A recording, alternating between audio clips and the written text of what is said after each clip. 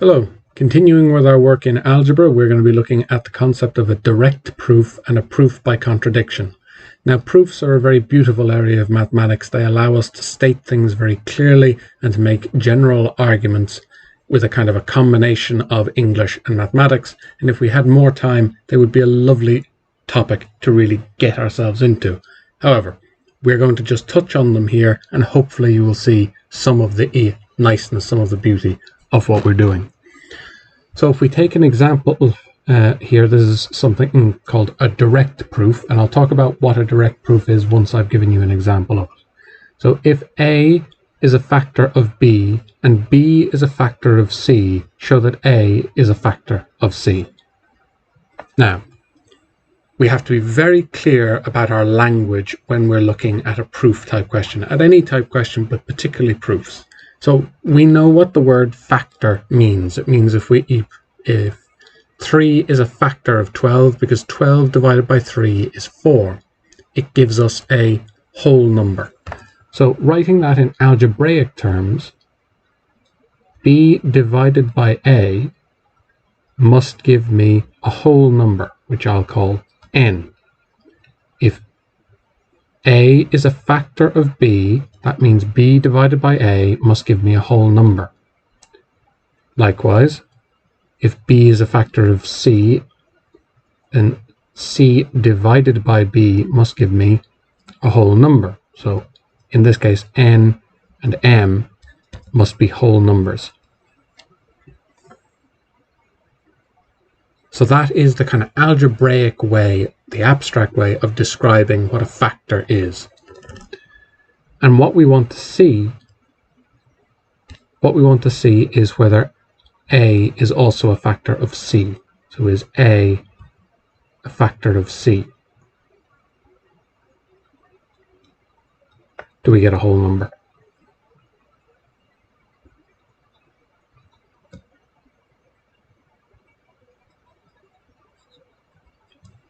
So let's see what we've got. What I've done is defined my terms, and I know what I want to prove now. I want to see that C divided by A must give me a whole number. That's what I'm aiming for. So let's just sub in what we know. We know that B divided by A is equal to a whole number, and C divided by B is equal to a whole number. And I have C and A in what I want to actually do a proof about. So let's rearrange this equation so that I have A equals and C equals, and then sub in and see if I get a whole number out. So rearranging B divided by A is equal to n. I can rearrange that, so B would be equal to NA, and rearranging again, dividing both sides by n, I would end up with A is equal to B over n. Likewise, C divided by B, I want to get C by itself, is equal to some constant, some whole number m. And multiplying both sides by B, I would end up with C is equal to Bm. Let's sub that into my fraction, and I get C divided by A is equal to Bm all over B over n. If I'm dividing by a fraction, it's the same as multiplying by its inverse, or by its reciprocal. So Bm multiplied by n over b, the reciprocal, or flip the fraction upside down and multiply. And I see I have b divided by b here. If I divide that common factor top and bottom out, I am left with mn. mn.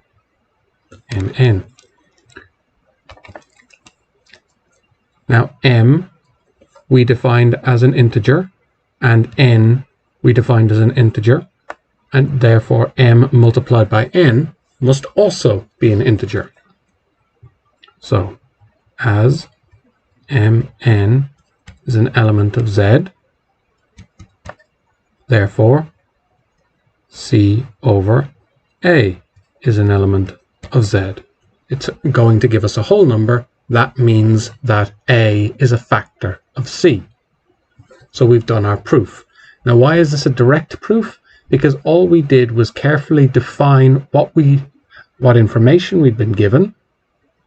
We carefully defined what we wanted to prove, and then all we had to do was a little bit of algebraic rearrangement and subbing in, and we found that what we were looking for was in fact true. So we didn't have to do any complicated extra steps. It was just really, this is the stuff that we are told is true. This is what we want to prove. If we write both of those things down carefully and do a little bit of algebra, we find whether it's true or not true. And that is a direct proof. You're directly proving something to be true. In terms of our proof work, there's a few different words that will often come up that are very important to be able to describe in kind of abstract algebraic terms. One is a rational number. So a rational number would be one that you can write as a divided by b, where a and b are whole numbers. And this is ab element of z and b not equal to 0, because any number, we don't have a good definition for what it means to divide by 0 in our number system. So we don't have a rational number if we were dividing by 0. An even number we define as any number that could be rewritten as 2 times some whole number, z an integer, z a whole number. And odd numbers are defined relative to even numbers. They're defined as plus or minus the nearest even number. So the next consecutive number on from 2n would be 2n plus 1. But you could also have the odd number before the even number we were interested in, which would be 2n minus 1. So if we were dealing with the even number 8, which can be written as 2 multiplied by 4, n would be 4, then the next consecutive odd number would be 9. It would be 8 plus 1. And the odd number before 8 would be 7, which would be 8 minus 1. So we define our odd numbers relative to an even number, because the even number is the easy one to define. And these different relationships, these different ways of describing those three words in algebraic terms are important for a lot of proof type questions. Now, the other type of proof that we want to talk about is called proof by contradiction. And in proof by contradiction, we'll be asked to prove something. In this case, the very famous version of this, and the one that it is most important for you to know, is prove that root 2 is irrational. So prove that it cannot be written in the form a over b. So it can't be written in this form that we were just talking about. So the way that proof by contradiction will always work is, assume that the opposite is true. Assume that root 2 can be written as a divided by b, and then show that there's a logical problem that arises, that there's a contradiction that arises because we made that assumption. So it's a proof by contradiction because we set up our definition and then show that that definition doesn't work. And so long as we've done that carefully, that shows us that the opposite must be true. Now, let's get into the practicality of this. So we've assumed in proof by contradiction that root 2 can be written as a over b with some restrictions. A and b must be elements of natural numbers. B can't be equal to 0. And the most important one for this type of situation, we assume that a and b have had all of their common factors divided out. So a and b have no common factors left. So we've fully simplified this fraction. So they have no common factors left.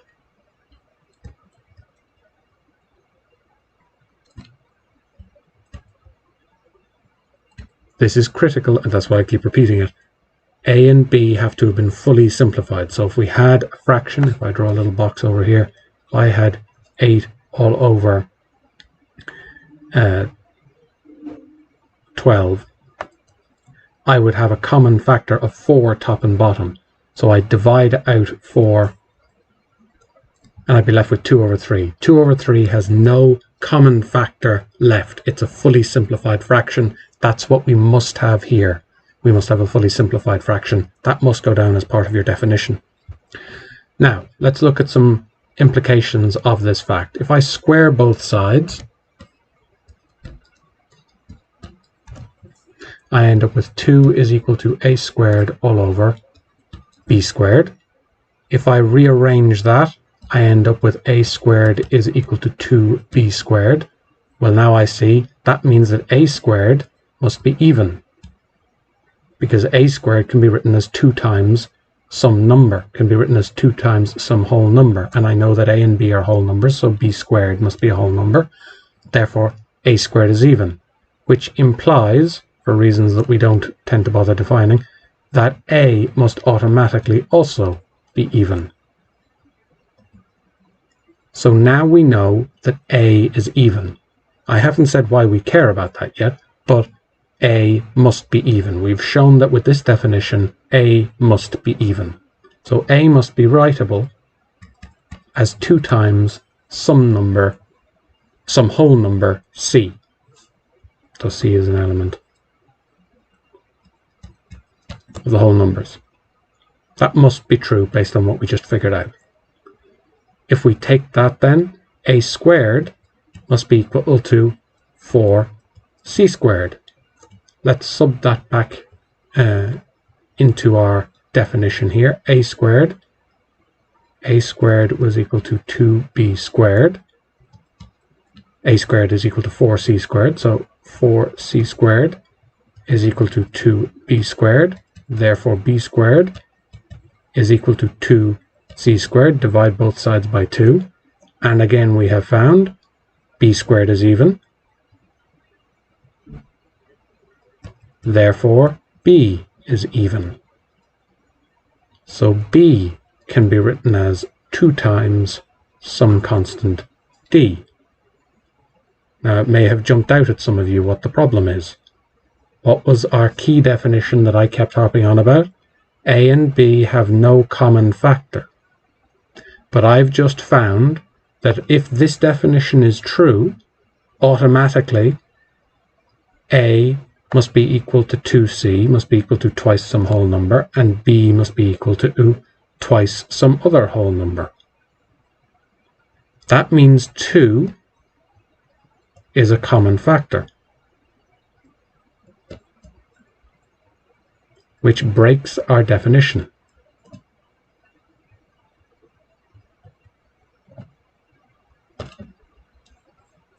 We have a contradiction. This doesn't work. This definition cannot be true, because no matter how deliberately we define things, we will always have a common factor of 2, top and bottom. There's no way to produce this fraction.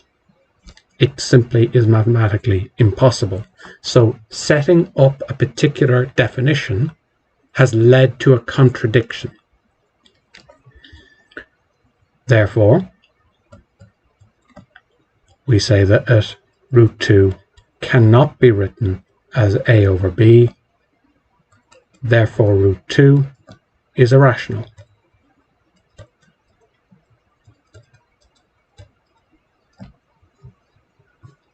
And in proofs, I forgot to write it here, you're not required to, but that you can write it QED, which was to be demonstrated, is what it means in Latin. So you can see here we have direct proof, where we write down our definitions carefully, write down what we're given carefully, write down what we're asked to prove carefully, and by substitution we can then show that something is either true or false. We need to know our general definitions here for rational, even, and odd. Very important in these types of questions. And proof by contradiction is where we are asked to prove something, assume the opposite is true, and then show that it causes a contradiction, that the maths can't possibly work out if we assume that this definition is true. So, those are our different ideas for direct proof and proof by contradiction.